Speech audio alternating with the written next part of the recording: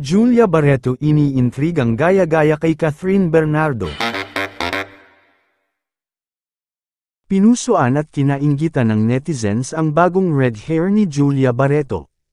Trending sa social media ang pinost ni Julia sa kanyang Instagram nitong Martes ng hapon. Bagay na bagay sa girlfriend ni Gerald Anderson ang nasabing kulay ng buhok. Mas lalo raw lumabas ang angking ganda nito.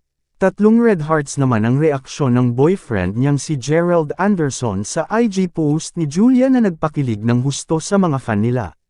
Marami rin ang napasana all na lang kay Julia. Bagay nga raw sa aktres ang kahit anong kulay ng buhok. Samantala, may netizens din na nang-iintriga pa na ginaya lang daw ni Julia ang red hair noon ni Catherine Bernardo. Last year kasi ay nag-trending din sa X ang pagpapakulay ng pula ni Kath sa kanyang buhok.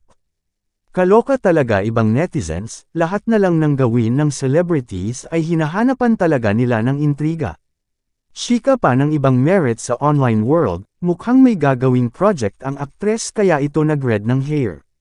Mr. Kasag pa subscribe for more.